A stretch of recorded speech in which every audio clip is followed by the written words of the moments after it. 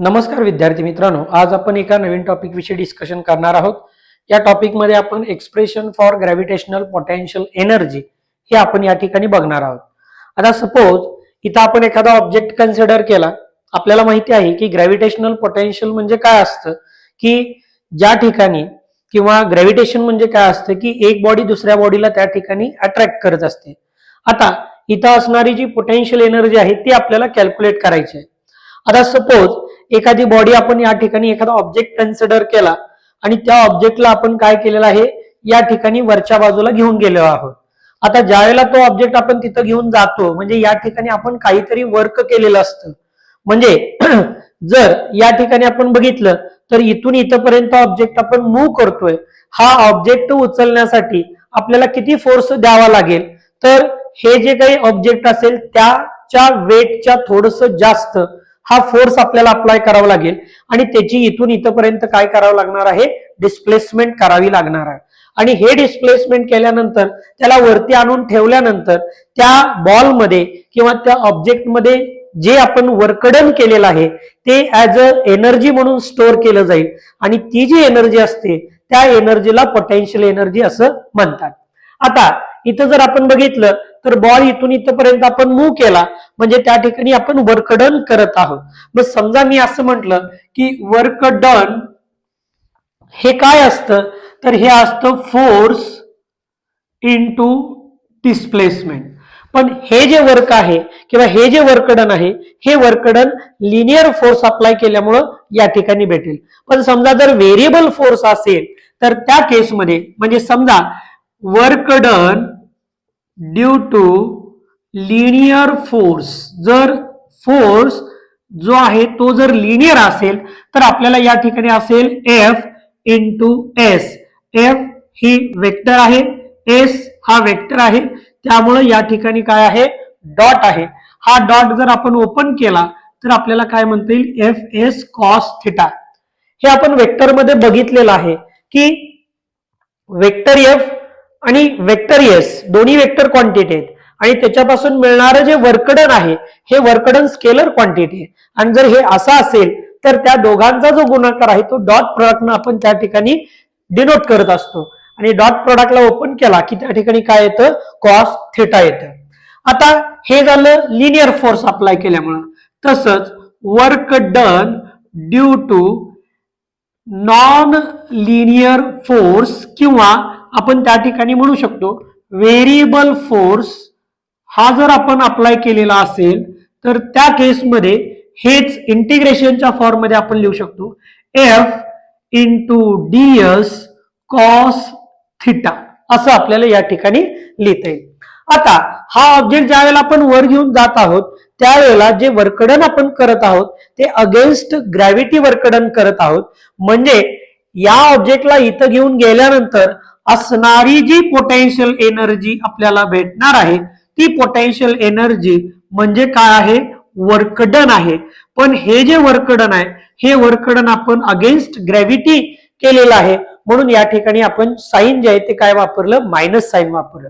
आता हेच आपण जर सॉल्व्ह केलं तर काय येईल बघा, potential energy is equal to minus integration of work done F D S. इथं डिस्प्लेसमेंट आपण एस कन्सिडर केलेली आहे पण इथून इथपर्यंत जाताना आपण आर च्या फॉर्म मध्ये त्याची डिस्प्लेसमेंट करतो म्हणून डी आर कॉस थिटा असं आपल्याला म्हणता येईल। आता ऑब्जेक्ट जो आहे तो या बाजूला त्या ठिकाणी चाललेला आहे, त्याचं वेट जे आहे ते खालच्या बाजूला त्या ठिकाणी चाललेलं आहे आणि इथं असणारा जो थिटा आहे कुणामधला, फोर्स आणि डिस्प्लेसमेंट मधला, हा जो थिटा आहे तो किती असणार आहे, या ठिकाणी 180 असेल। म्हणजे minus F D R cos 180 degree आणि कॉस 180 डिग्री हे आपल्याला माहिती आहे आणि ते किती असतं, -1 म्हणून एफ डी आर कॉस 180 ची व्हॅल्यू आली -1। हे मायनस जर आपण बाहेर काढलं तर या ठिकाणी आपल्याला प्लस होईल म्हणून एफ इंटू डी आर हे या ठिकाणी आपल्याला लिहिता येईल। परंतु आता हे व्हॅरी कुठून कुठं झालेलं आहे, आर आय पासून आर एफ, म्हणजे इथं आपल्याला लिमिट ही देता येईल R I to R F, बरोबर। म्हणजे ऑब्जेक्ट आपण कुठून कुठपर्यंत मूव्ह केलेला आहे हे आपल्याला माहिती आहे, म्हणजे त्याला आपण त्या ठिकाणी डेफिनाइट इंटिग्रेशन म्हणू शकतो. R I to R F F into D R. हा ऑब्जेक्ट उचलण्यासाठी आपल्याला किती फोर्स लागेल, जो की आपण ग्रॅव्हिटेशनल फोर्स म्हणतो, त्या ग्रॅव्हिटेशनल फोर्सची व्हॅल्यू काय असेल, म्हणजे F is equal to F G is equal to G M M upon R square असेल. बरोबर. आता इथं अर्थ कन्सिडर केला म्हणून कॅपिटल आर घेतलेला आहे, पण दोन ऑब्जेक्ट असतील तर त्या दोघांमधलं डिस्टन्स आपण स्मॉल आर न डिनोट करतो. ही व्हॅल्यू आपण इथं पुट करूयात. Therefore, potential energy is equal to integration Ri to Rf. F ची व्हॅल्यू आहे Gmm upon R square into D R. आता G कॉन्स्टंट आहे, M mass of the big body ते constant, mass of the small body तेही constant आहे, ते सगळं बाहेर येईल. Gmm integration Ri to Rf 1 upon R square into dr.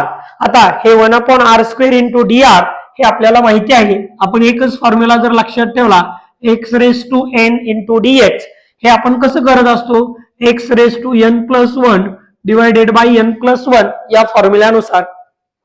हेच आपण जर सॉल्व्ह केलं तर r raised to -2, हे r वरती ज्या वेळेला जाईल न्यूमरेटरला, त्यावेळेला त्याच्या स्क्वेअर मध्ये तो मायनस होईल.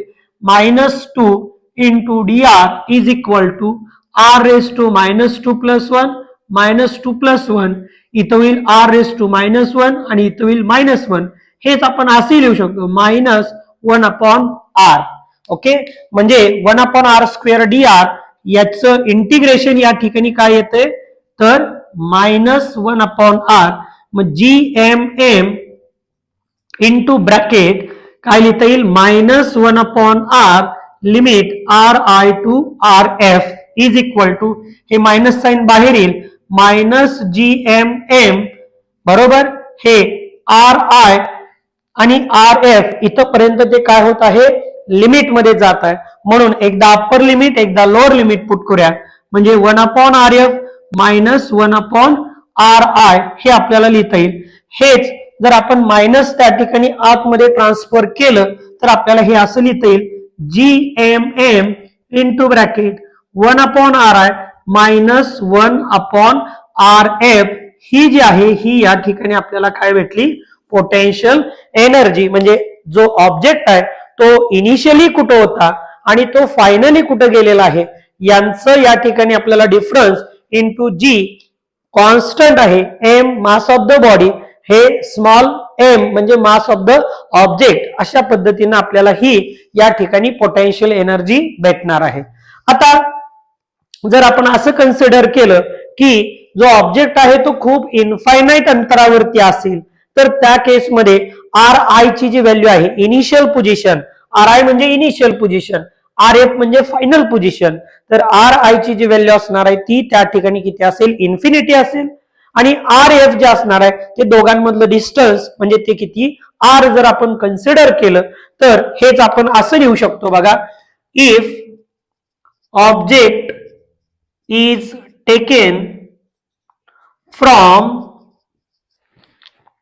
इन्फिनिटी, म्हणजे जर ऑब्जेक्ट हा खूप दूर अंतरावरून आपण जर आणलेला असेल तर त्या केसमध्ये काय म्हणता येईल बघा, R I is equal to infinity आणि R F is equal to R.